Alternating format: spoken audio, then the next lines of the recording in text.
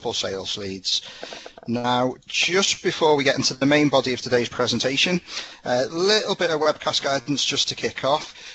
We really welcome everybody to ask any questions as we're going along throughout today's presentation.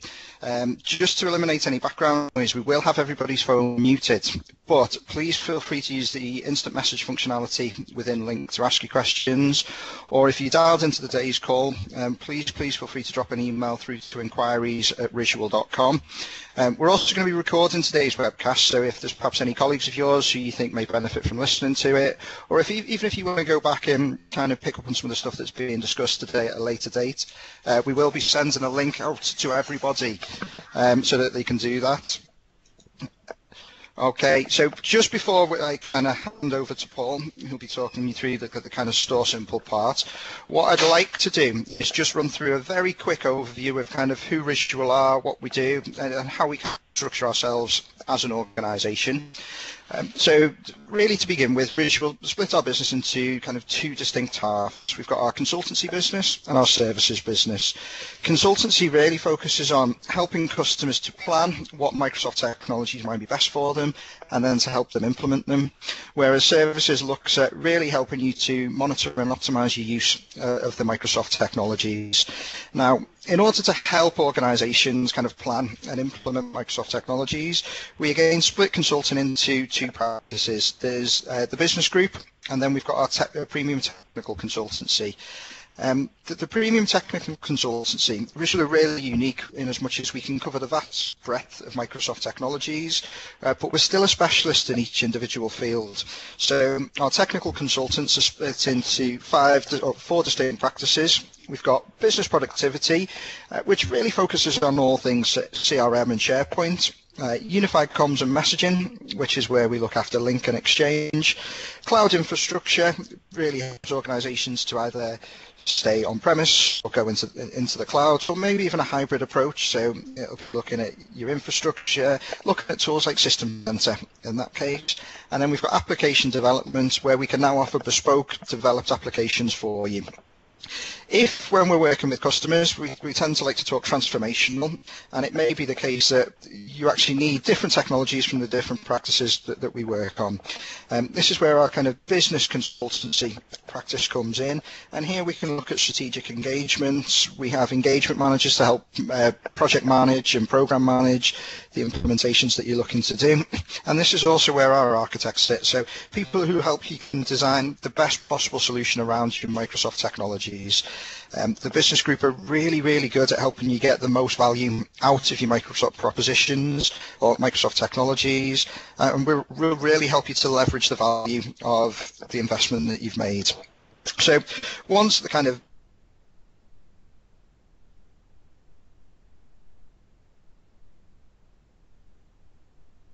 Microsoft technologies, and to this end we can offer fully managed solutions. We've got both proactive and reactive solutions, and again, it doesn't matter how your infrastructure is set up at the moment, whether it's on-prem, whether it's in the cloud, or if you're going for a kind of hybrid approach. Our support services can tap in and help you at any stage along that way. Now, Risual as an organisation really see technology as an enabler. I can't really stress how important we see technology within a business environment. And we think long gone are the days where IT is seen as a cost to an organisation. Now we see it that IT are the ones driving the business forward. They can be the ones to help businesses improve costs, particularly at the moment, and particularly where I do a lot of my work within the public sector. Cost savings are vitally important. People are having to do more for less, and one really easy way to do that is through using technology as an enabler.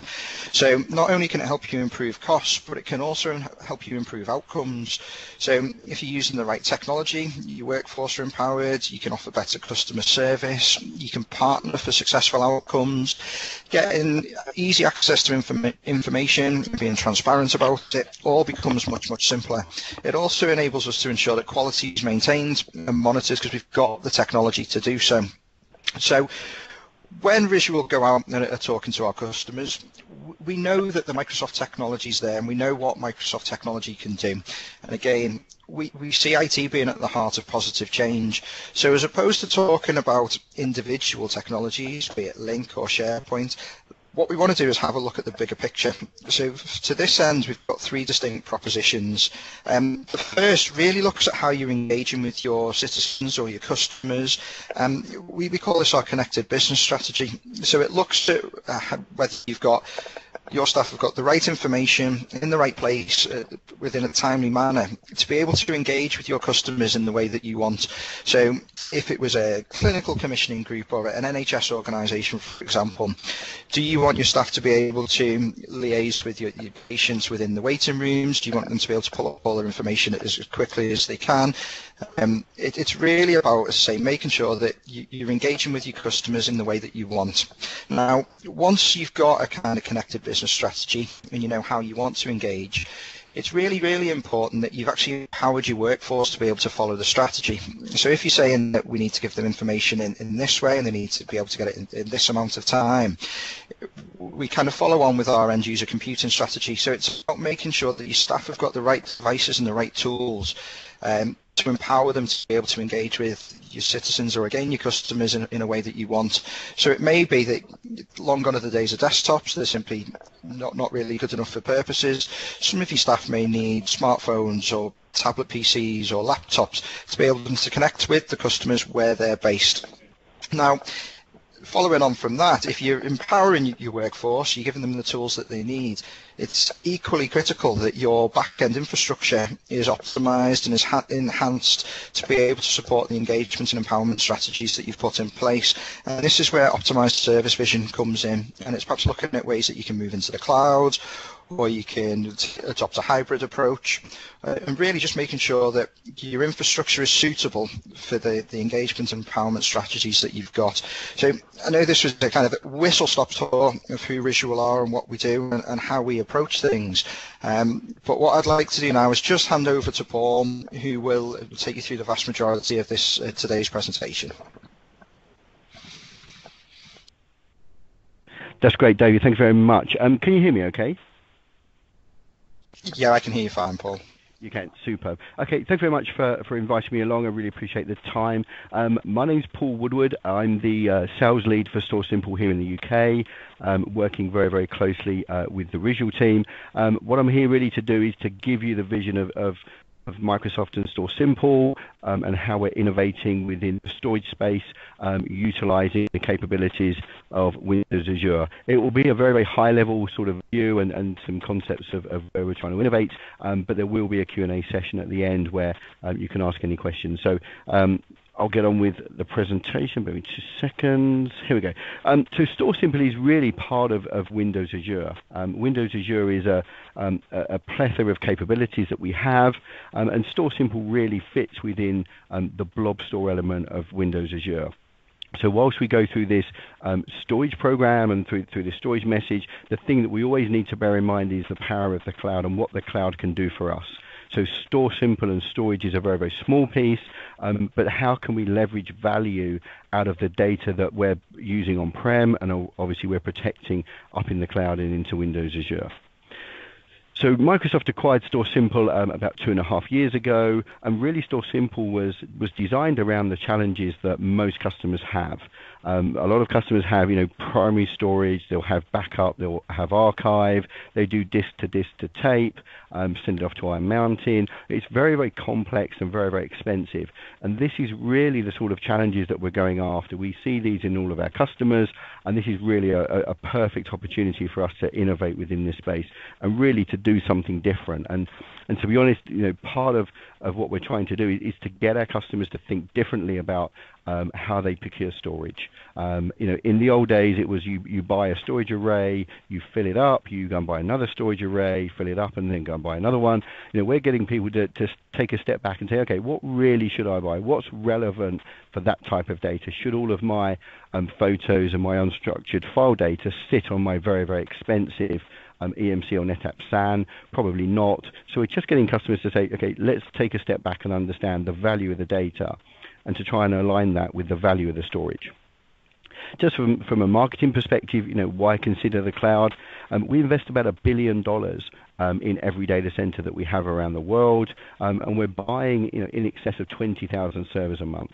So vast scale, vast economics, And from a storage perspective, if you need a couple of petabytes of storage today, absolutely we can provision that and give you capability of consuming that within 5 to 10 minutes. So it's a very, very scalable and an economic way of consuming services that Windows Azure offer. So we had a conversation with a big high street bank, and one thing that was really interesting that came out of that was that about 7% of their data is driving the majority of their network traffic, the majority of their I/O. And the comment that came out of the bank was, why am I having to manage 100% of my data but only actually getting any value out of about 10%? And what we're seeing with a lot of the customers is realistically 10% of unstructured file data is actively being used, but you're having to invest all this time and cycles in managing and protecting data, which on a daily basis, you're not actually seeing any value out of. And probably one of the most important things is that Forrester is saying that doing something different, we're not saying that StorSimple or Azure is the answer, but taking a different approach on how you look for storage can be up to 25% of the cost of doing it traditionally. So this message is all around looking at doing things differently. So when we look at data and data protection, obviously your data is protected in the cloud. We have 3 copies of your data within our data center on different fault domains and different upgrade domains. So it's very available and secure, and our customers decide where they want that data to sit. So if you'd like your data to sit in Dublin, absolutely we can ensure it will be there. If you want it in Dublin and Amsterdam, absolutely. And if you want us to ensure that it doesn't go to the west coast of the US, absolutely again. But the customer is in charge of where that data sits.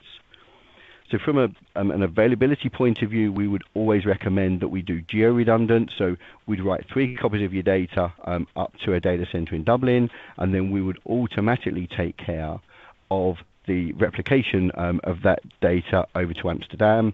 So you physically have 6 copies of your data available and protected within the Microsoft data centers. So the challenge with looking at, okay, how do I integrate with the cloud? How do I use the cloud from a storage perspective? Isn't it very, very slow? Isn't it, how am I going to get my data there? StorSimple is really a hybrid of on-prem storage and off-prem storage. So StorSimple is a physical on-prem device. We physically have hard drives and SSDs and power and cooling, but we're using the cloud to scale out and to put the cold or the least access data into the cloud. We're giving you the on-prem experience of SSD and SAS performance back to the applications and the users, but we're really trying to align the value of the data with the value of the storage. So the data you're using on a daily basis will sit on-prem, and all of the data that is not being used or is seen to be cold or archived data, we seamlessly move that out to the cloud, but this is completely transparent to the users. So as far as the applications or the servers are concerned, we look like a traditional iSCSI mount point or share, but we physically need to be fronted by a Windows server, whether that's physical or virtual, to create those file services. So what we're able to give you is all of the traditional sort of tier 1 storage capabilities around enterprise SAN, so N+1 redundancy, thin provisioning, snapshot capabilities, backup and recovery capabilities. But the reason we're driving value or cost out of the business and value into our customers is what we're leveraging the capabilities and the scale that the cloud and Windows Azure brings us. So all of the enterprise features at a fraction of the cost. So when we look at the architecture, what does it physically look like? I know it's a box and it's got flashing lights.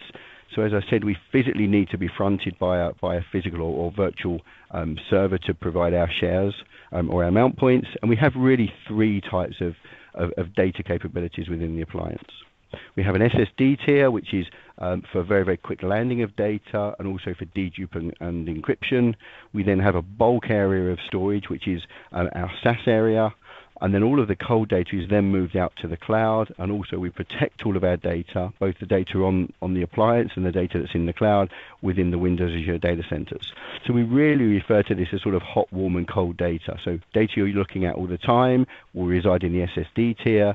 Data that you look at infrequently will reside in the SAS tier, and data that you haven't looked at for a period of time will automatically sit in the cloud tier. But these are completely seamless interaction between each of the tiers, and we move objects or files backwards and forwards completely seamlessly.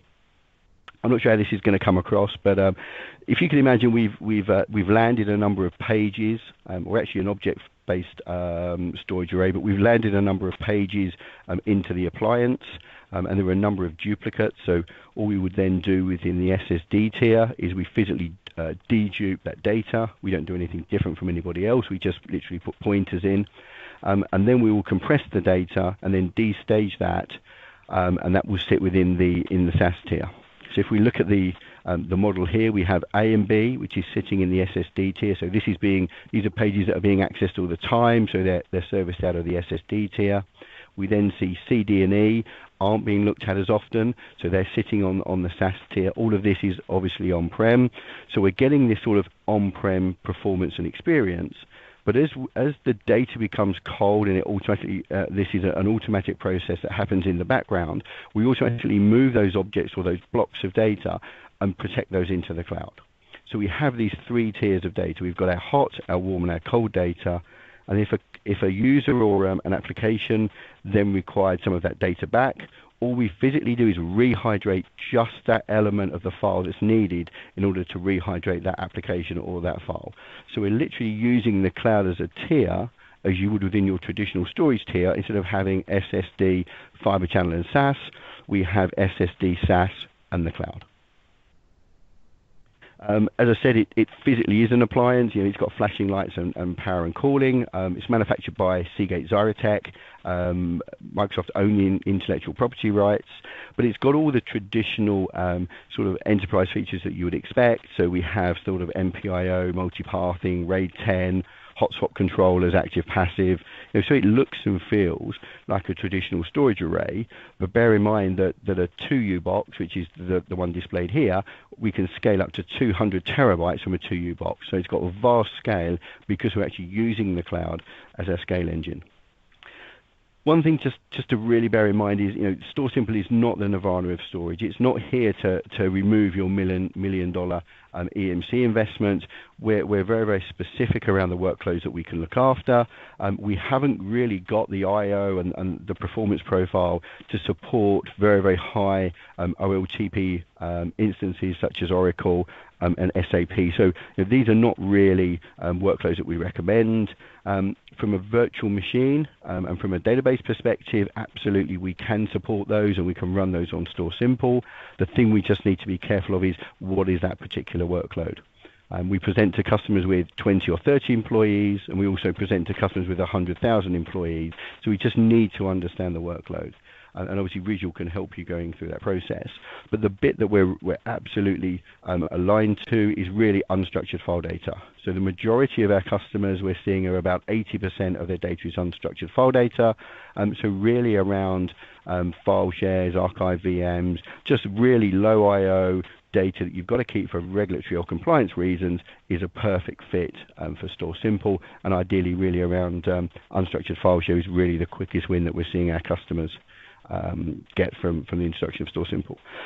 From a certification point of view, certified by anyone that's really relevant, so VMware and obviously Microsoft. And really what StorSimple is trying to do is really trying to consolidate, primary archive, backup, and DR together within a single appliance. We're trying to give you the capability to take advantage of other services that Azure offers. So for instance, things such as business continuity and disaster recovery. We're able to get your data to StorSimple. We're able to run applications and services on StorSimple. We're able to take a copy of that data and present that up into Windows Azure. But probably more importantly, we're then able to use the data that's in Azure and start to run those services in Azure with the vast capabilities that Windows Azure offers. And from a cost perspective, we're seeing customers save between sort of 40 and 60% on their traditional storage costs, because we're not having to buy two lots of storage. We're not having to buy a tape library, an autoloader, a media server to back up on all those licenses. We're using Azure as that replication target and as that data recovery target.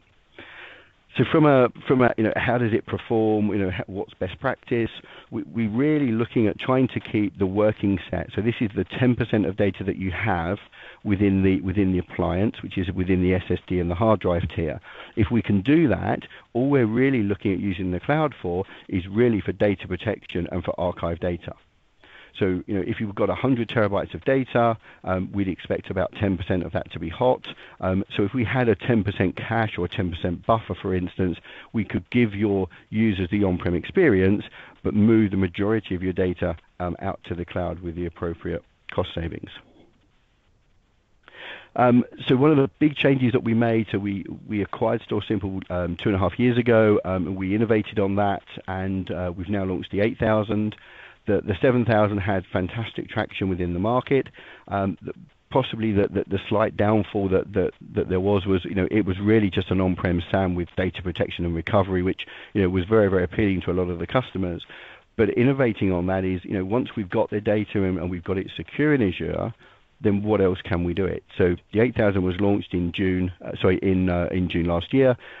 We now have the ability, for instance, if we have a SQL server running on-prem, and we're running that on StorSimple, we're able to back that up and make it secure in Azure, but we're now also able to then present that SQL service up to an Azure service, and we can run that, whether that's for UAT, test and dev, or eventually into a production environment. So it's the ability to drive value out of data that you're protecting. With regard to the integration, Azure is really the holy grail for us. StorSimple has now been integrated into Windows Azure, so we can manage, configure, failover, snapshot the devices from the Azure portal, and then we also have the ability to do some really good things such as global failover. So if you've got a StorSimple in Bracknell and you have one in New York, you have the ability to manage both of those together.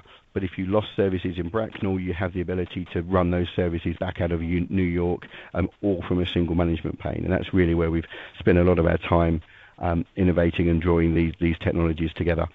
From a recovery point of view, within reason, we can recover an infinite volume of data within 3 or 4 minutes.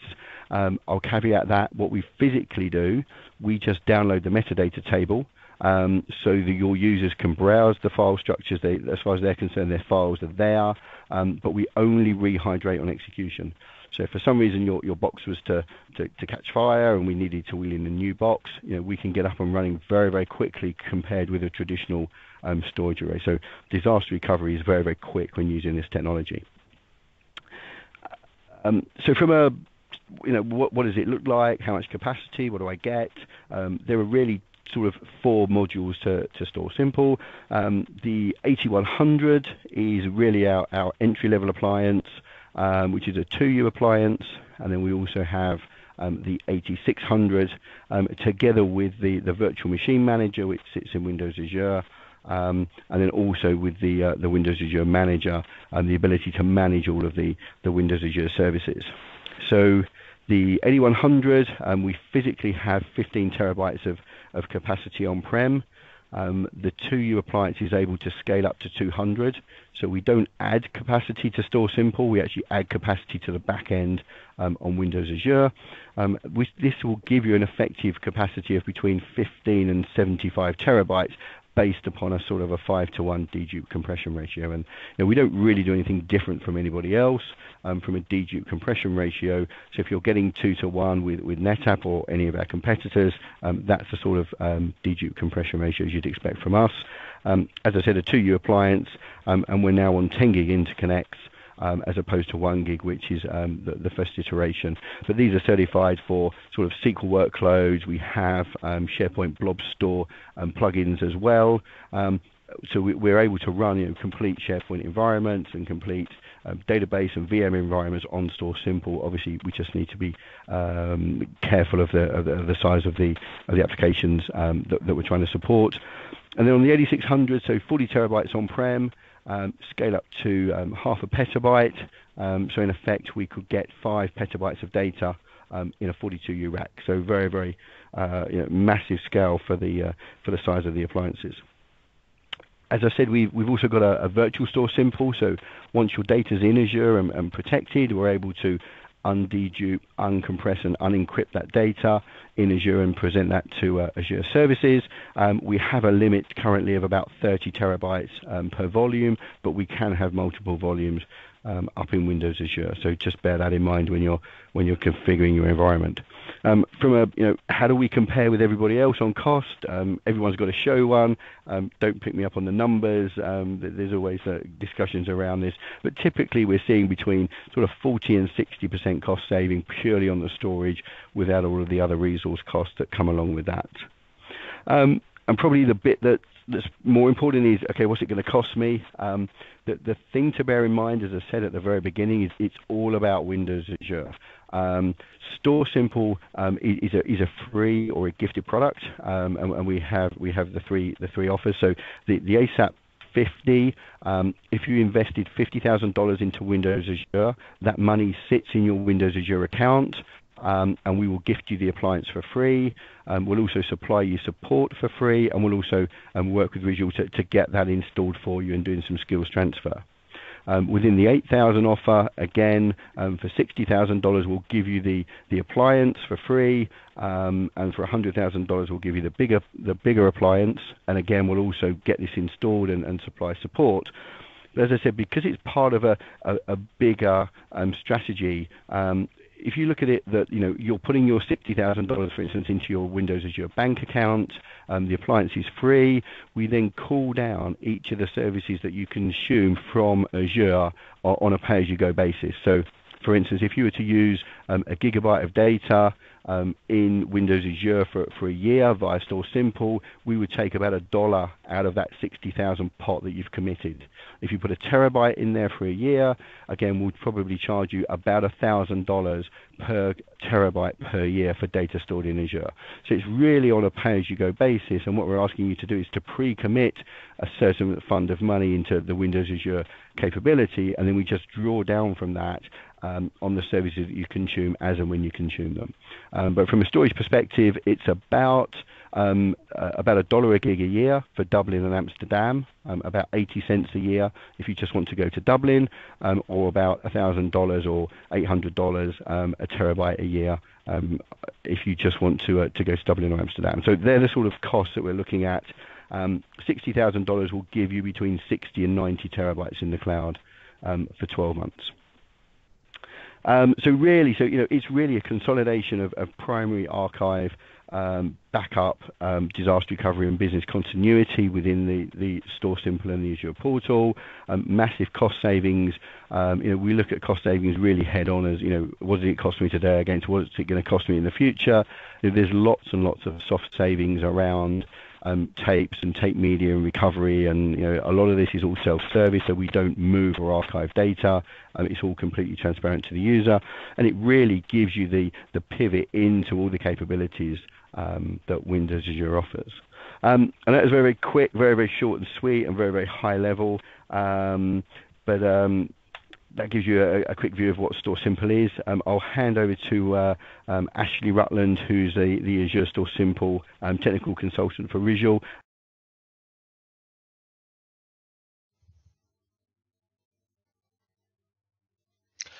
Hi, I'm Ashley. I'm one of the cloud infrastructure consultants at Visual. I spend my day-to-day time at Visual dealing with Azure, Azure Infrastructure, and Virtual Machine Manager. I'm going to talk about some of the technical requirements around StorSimple and how we think about getting this into our environment. So we're going to look at the initial hardware configuration. So box arrives, what do we do with it? Some prerequisites around iSCSI, because it's an iSCSI device at the end of the day. Azure StorSimple Manager, we'll be talking about this a lot throughout the course of the next couple of minutes. And because we're putting that data into the cloud, something that's going to be key to all of us, backups. What do we do about backups? So, hardware setup. Some of the prerequisites for your StorSimple device. So you've got to start thinking ahead. And key to all this, Azure subscription. We need to make sure we've signed up to Azure subscription. We've got it set up. We've got our access, because this is where we'll go to get things like our Azure StorSimple Manager and configure the device. Without an Azure subscription, we're going nowhere. Windows firewalls, or any firewalls as a matter of fact, if you've got any type of firewall between your StorSimple device and your Windows file servers, they must allow iSCSI traffic. The StorSimple device itself needs to have internet access. Otherwise, how are we going to get our data up into the internet? And this internet access ideally needs to be a minimum of 20 megabits per second at all times. This is key. This is vital that we have this performance. Otherwise, we can get a lag in getting our data up to Azure. Oops. Some other thoughts. IP addresses. How many am I going to need? Well, that's easy. Answer that one now. 4. We need iSCSI, management, internet access. These are the 3 areas. And why did I say we need 4 IP addresses but only mentioned 3? iSCSI. We need 2 for iSCSI. And then part of the initial setup is we need to give this thing an IP address. How do we get it onto our network? So on the left here, we've got a nice picture of a back of a StorSimple device. As you can see here, a lot of redundancy. It's 2 power supplies, 2 cooling fans, 2 controllers. And on each controller we have 2 iSCSI 10 gig network interfaces. We have 2 normal 1 gig network interfaces. These 2 we'll use, one for management, one for cloud in a typical install.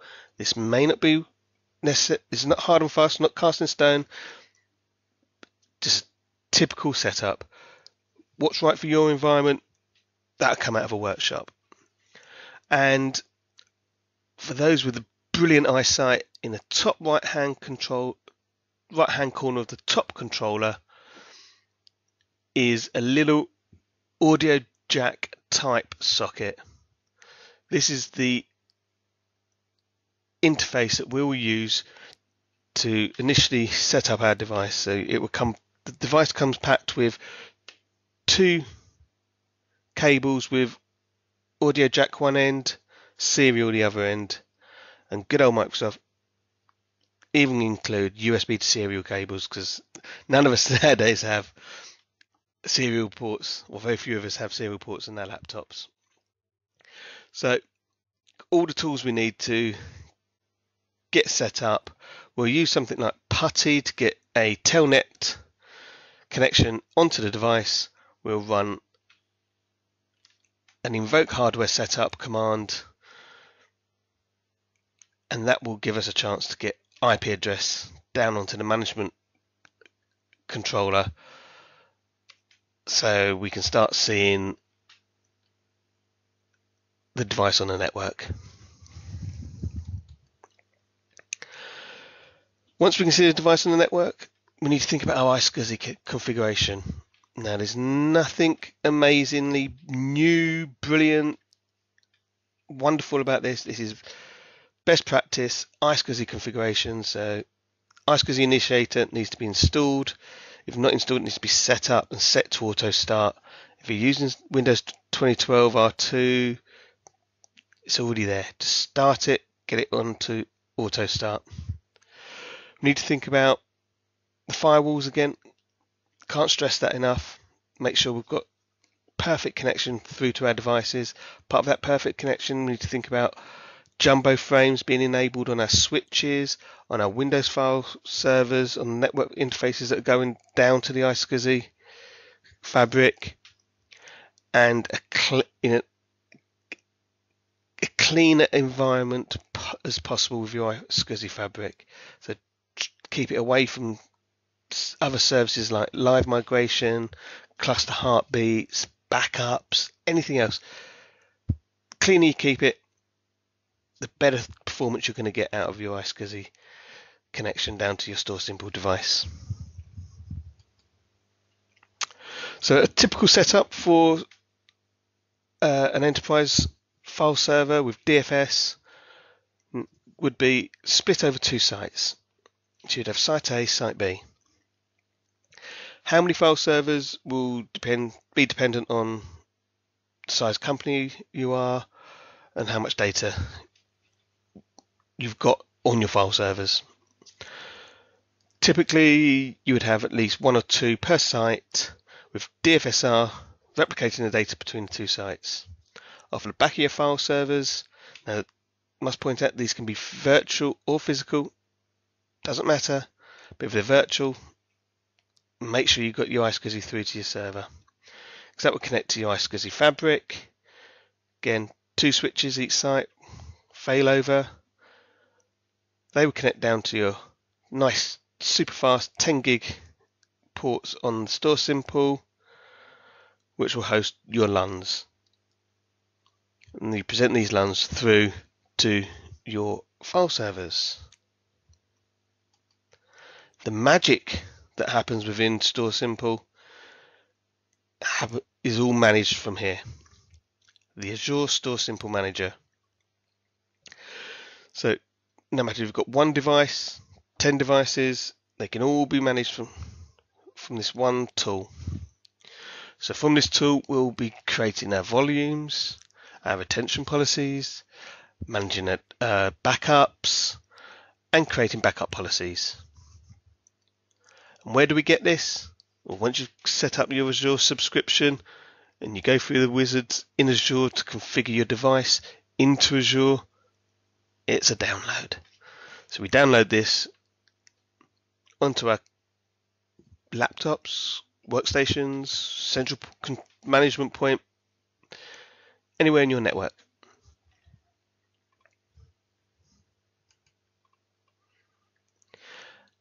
And from here, we manage things called snapshots. Snapshots, these form your backups. You can have 256 snapshots per volume. There is a limit, 256. And there's 2 types of snapshots. So it's 256 snapshots in total per volume. So we have cloud snapshots, standard snapshots. It's in the name. Cloud snapshots go to the cloud. Snapshots, they stay local. How frequently you run these snapshots is going to be down to your RTOs and RPOs. So how quickly you want to get our data back up and running, and how old do we want that data to be. From that, we'll form a backup schedule. And as we can see in the table here, this is a very basic, simple backup schedule. So we'll have a short-term backup. This will run snapshots either locally or to the cloud, or both.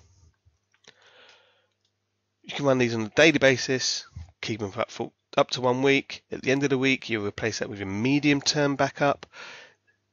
This you'll run at the end of every week, keep it for up to a month, and then long-term backups, which we'll run at the end of every 4 weeks or end of month, and we can keep these up to a year. But as you can see from the table there, other than the short-term backup, everything goes to the cloud. So hopefully that's answers some questions and giving you an idea around the requirements to get StorSimple into your environment. Thanks.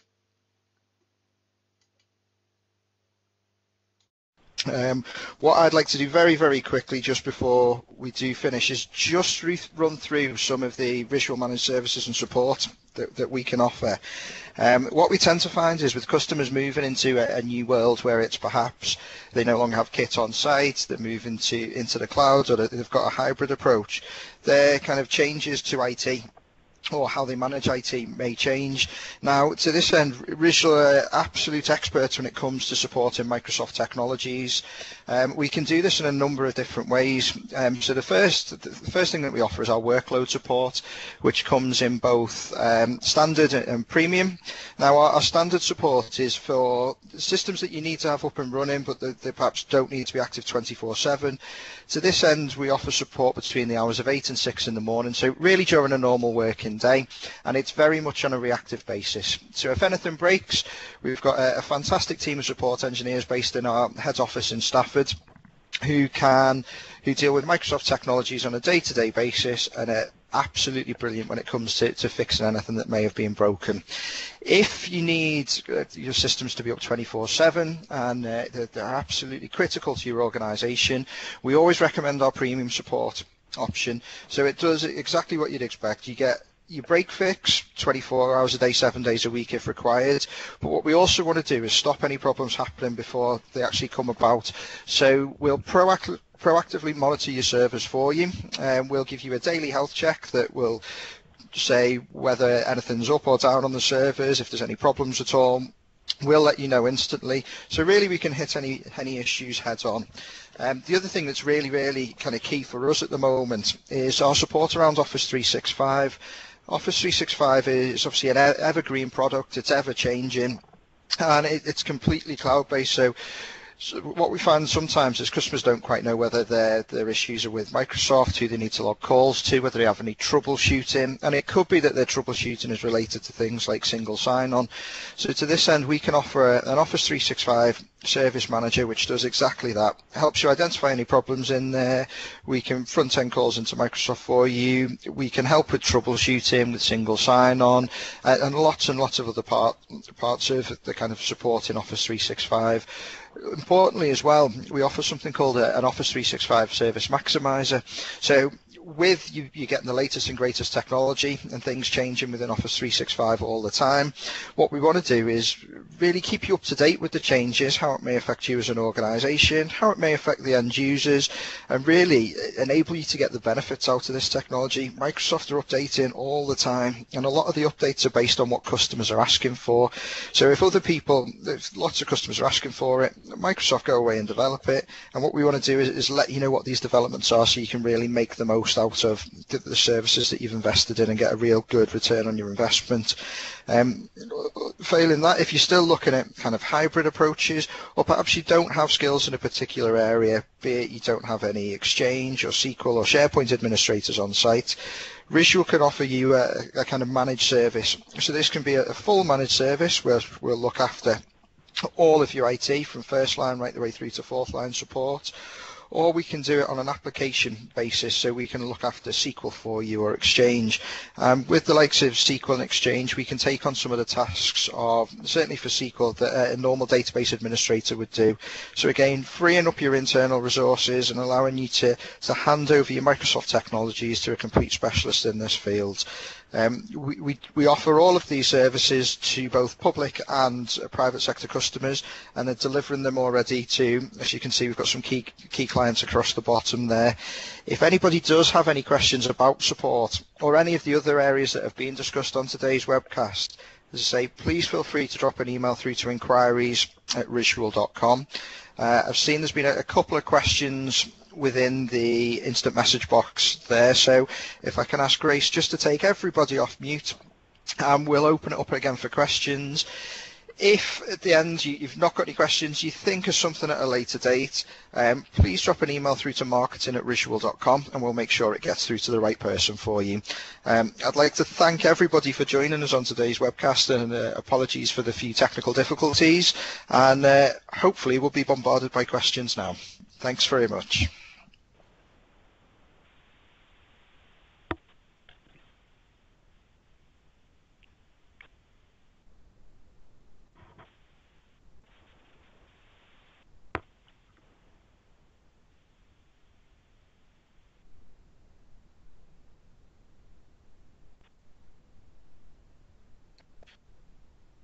Okay, it doesn't look like anyone's got any questions at the moment, so I'd like to end today's webcast there. As I say, if anyone does have any questions, please drop an email through to marketing@risual.com. If anyone wants to contact me directly to discuss any of the support options that have been raised today, my email address is davida@risual.com. And once again, thank you all for joining us on today's webcast.